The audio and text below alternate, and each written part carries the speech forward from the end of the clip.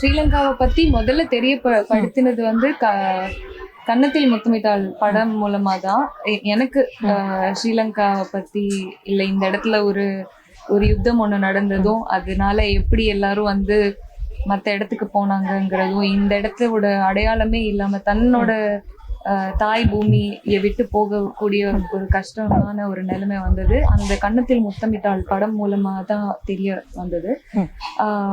அதுக்கப்புறமா நேர்ல இங்க வரோம்னு சொல்லும்போது புருஷோத்தம் சொன்ன மாதிரி செப்டம்பர் சரிகமபா முடிஞ்சதுக்கு அப்புறம் இங்க நாங்க முதல் வாட்டி வந்தோம் 2023 செப்டம்பர்ல முதல் முறையா வந்தோம்.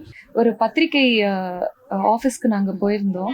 அங்க வந்து அவங்க ஒரு பிக்சர்ஸ் எல்லாம் காமிச்சாங்க. அண்ட் அவங்களோட செவுத்துல எப்படி அந்த புல்லட் அப்போ அந்த யுத்த டைம்ல இருந்த புல்லட் கூட அவங்க இன்னும் இது பண்ணாம அதெல்லாம் பார்க்கும்போது ரொம்ப மனசுக்கு வருத்தமா இருந்தது.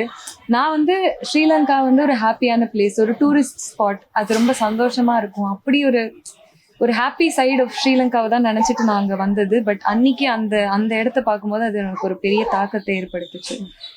ஸ்ரீலங்காவில் இன்னுமே கூட அந்த யுத்தத்தினால கஷ்டப்படுறவங்க, அதனால பாதிக்கப்பட்டவங்க இன்னும் நிறைய பேர் அதுல இருந்து இன்னும் அந்த தாக்கத்துல இருந்து மீள முடியாம இன்னும் இருக்காங்க. ஸோ அவங்களோடலாம் பேசினது, அவங்க அந்த இதெல்லாம் இப்ப கூட வரும்போது கார்ல இங்க வந்துட்டு இருக்கும்போது கூட இவரும் அந்த யுத்தத்தை பத்தி எல்லாம் கேட்டு நிறைய கேள்வி கேட்டுட்டு இருந்தாரு. நாங்களும் அதெல்லாம் பேசிட்டு இருந்தோம் நிறைய.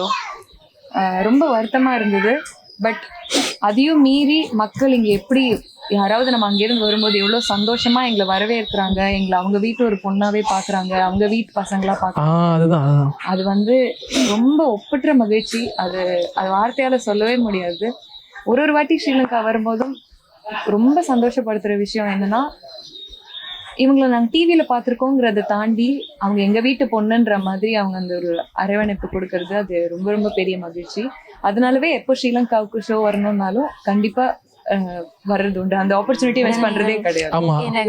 ஆமா, கரெக்ட். ஸோ அந்த அளவுக்கு நான் ப்ரோக்ராம்ஸ்லயும் சொல்லும் போது சொல்றது, இலங்கை எனக்கு 2வது வீடு மாதிரி.